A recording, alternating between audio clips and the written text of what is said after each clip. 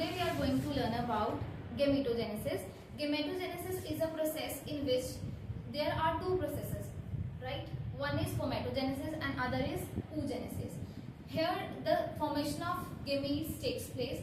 In spermatogenesis the formation of sperms will take place, but in oogenesis the formation of ovum take place. ठीक है? In this particular process oogenesis, first of all we must know that कि जो oogenesis है ये start कहाँ पे होती है बेटा? ये एम्ब्रियोनिक स्टेज पे स्टार्ट होती है. ठीक है? कहाँ पे स्टार्ट होती है? एम्ब्रियोनिक स्टेज पे स्टार्ट होती है. तो जब फीमेल फीटस होगा, ठीक है, फीमेल फीटस होगा मदर की वूम में, उसके जो ओवरीज होंगे वहां से ये प्रोसेस स्टार्ट हो जाता है. ठीक है? इसमें क्या होगा बेटा? oogenesis में या oogenesis में क्या होगा? सबसे पहले होता है हमारा oogonia, राइट? oogonia में बेटा ये क्या होता है? हमारा 2n होता है. क्या होता है? 2n होता है. ठीक है? 2n मतलब ये क्या है? डिप्लॉयड स्टेज में है. ठीक है? इसके बाद इसकी बेटा माइटोसिस होती है. We know that mitosis is a equational division. ये इक्वेशनल डिवीजन है. नंबर ऑफ क्रोमोसोम में यहाँ पे फर्क नहीं आएगा क्योंकि सेम रहेंगे, क्योंकि ये क्या है? Equational division. फिर oogonia की बेटा क्या होती है? ग्रोथ. जब इसकी ग्रोथ होती है तो बेटा क्या आता है? प्राइमरी oocyte बनता है, right? Here you can see primary oocyte. ये भी अभी क्या है बेटा? 2n है. ठीक है जी. अब यहाँ पे जैसे प्राइमरी oocyte बन जाता है तो इसकी ग्रोथ बेटा अरेस्ट हो जाती है, मतलब रुक जाती है. कौन सी फेज में रुक जाती है? प्रोफेज 1 में रुक जाती है. ठीक है बेटा. तो फिर इसके बाद हमारी आती है मियोसिस 1. ठीक है बेटा. मियोसिस 1, मियोसिस क्या है आपकी? रिडक्शनल डिवीजन है या इक्वेशनल डिवीजन है? ये एक रिडक्शनल डिवीजन है. ठीक है. यहाँ पे नंबर ऑफ क्रोमोसोम्स जैसे सेम थे, तो अब मियोसिस के बाद number of chromosome will get reduce to half. जैसे 2n थे, अब कितने रहेंगे? सिर्फ n रहेंगे. ठीक है. और हमारे साथ जैसे ही मियोसिस कंप्लीट होती है बेटा, यहाँ पे अरेस्ट हुई थी, आपने पढ़ा होगा सेल साइकिल में, प्रोफेज, मेटाफेज, एनाफेज, टीलोफेज. ठीक है. ये फर्स्ट प्रोफेज में इसकी जो डिवीजन थी, माइटोटिक डिवीजन, ये क्या हुई थी? अरेस्ट हुई थी. फिर इसके बाद जब मियोसिस 1 कंप्लीट हुई, ठीक है, मियोसिस 1 कंप्लीट कब होएगी बेटा? प्यूबर्टी में. प्यूबर्टी कौन सी अवस्था होती है? किशोर अवस्था. ठीक है, टीनेज. इसमें बाकी चेंजेस के साथ साथ ये साइकिल स्टार्ट होता है बेटा. ठीक है. जब ये साइकिल स्टार्ट होता है तो मियोसिस 1 कंप्लीट होती है. जैसे मियोसिस 1 कंप्लीट होगी तो जो आपका क्रोमोसोम सेट ऑफ क्रोमोसोम है वो क्या हो जाएगा? Reduce to half. 2n था, अब n रह गया. ठीक है. और हमारे साथ ही साथ क्या बनेगा? सेकेंडरी oocyte या सेकेंडरी oocyte बनेगा. ठीक है. सेकेंडरी oocyte के साथ यहाँ पे आप देख रहे हो हमारे पास क्या बन रहा है? फर्स्ट पोलर बॉडी बन रही है. ठीक है. First polar body and secondary oocyte. NCERT कहता है कि हमें जो यहाँ पे पोलर बॉडीज बनती हैं, चाहे वो फर्स्ट पोलर बॉडी बनेगी चाहे सेकंड पोलर बॉडी बनेगी, उसका फंक्शन अभी तक नॉन नहीं है. ठीक है.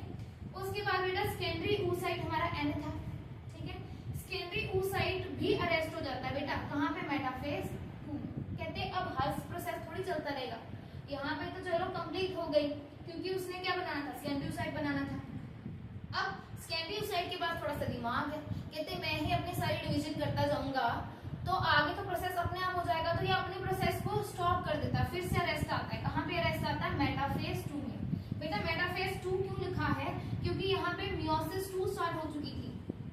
मियोसिस 2 बिगिन तो हुई थी, ठीक है, लेकिन कंप्लीट नहीं हुई. कंप्लीट क्यों नहीं हुई? क्योंकि अभी ओव्यूलेशन होगा बेटा. अगला प्रोसेस ओव्यूलेशन के बाद होगा. वो कंप्लीट नहीं हुई, वो क्या होगी बेटा? अरेस्ट हो गई, स्टॉप होगी. कौन सी स्टेज पे ये मायने रखता है आपने लर्न करना है. मेटाफेज 2. 2 क्यों डाला है? क्योंकि मियोसिस 2 का पार्ट है. ठीक है बेटा जी. इसके बाद जब ओव्यूलेशन होगी बेटा, ओव्यूलेशन क्या है? Ovulation is a process of release of ovum. ठीक है. हम यही पढ़ते हैं, आप छोटे क्लासेस में यही पढ़ते आए हो कि ओव्यूलेशन में रिलीज ऑफ एग होता है, लेकिन ओव्यूलेशन में रिलीज ऑफ एग नहीं होता. अभी आपको पढ़ाएंगे कि रिलीज ऑफ क्या होता है. बेटा देखो, ओव्यूलेशन जैसे ही होती है, जैसे ओव्यूलेशन होगी तो सेकेंडरी oocyte, ठीक है, कहाँ जाएगा बेटा? एम्प्यूला तक जाएगा. तो जिसको आप ग्रेफिन फॉलिकल में समझते हो कि जिसको आप समझ रहे थे ओवम रिलीज होता है, वो ओवम नहीं होता. वो क्या होता है बेटा? सेकेंडरी oocyte होता है.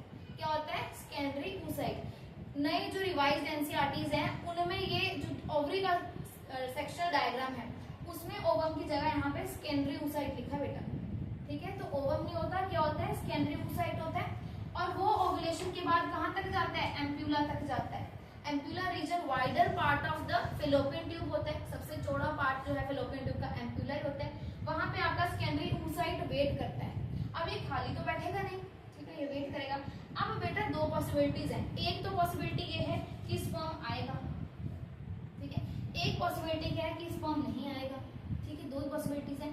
जब स्पर्म नहीं आता है तो सेकेंडरी oocyte क्या कर जाता है, डीजनरेट, क्या कर जाता है, डीजनरेट कर जाता है। लेकिन यदि आपका स्पर्म आ जाता है यहाँ पे एम्पुलर रीजन तक रीच कर जाता है तो मियोसिस 2 क्या हो जाएगी बेटा, जो यहाँ पे अरेस्ट हुई थी, देख रहे हो आप, अरेस्ट एट मेटाफेज 2, जो यहाँ पे अरेस्ट हुई थी वो यहाँ पे क्या हो जाएगी, कंप्लीट हो जाएगी। अब जब ये कंप्लीट हो जाएगी तो आपकी बनेगी बेटा एक तो सेकेंड पोलर बॉडी बनेगी और एक आपके पास बनेगा ooted या ooted भी बोलते हैं इसको, ठीक है बेटा जी, एक सेकेंड पोलर बॉडी, एक बनेगा आपके पास ooted। This is all about oogenesis, ठीक है। इसमें हमने क्या पढ़ा, इसमें हमने ये पढ़ा कि जो हमारा ooted है वो फॉर्म कैसे हुआ। अब बेटा ये ooted का क्या होता है, मैंने यहाँ पे लिख देती हूँ, ये जो हमारा ooted है इसका क्या होगा, इसकी बेटा आपने पढ़ा है कि सिनगेमी होगी। जब सिनगेमी होती है, सिनगेमी होती है, सिनगेमी क्या होता है बेटा, फर्टिलाइजेशन ही है, इसके साथ स्पर्म गया क्योंकि स्पर्म आया हुआ था, ठीक है, फ्यूज कर गए, दोनों के प्रोन्यूक्लियस फ्यूज कर गए, तो हमारे पास ooted प्लस स्पर्म से क्या बनता है बेटा, क्या बनेगा, ओवम की जायगोट, जायगोट, क्लियर है।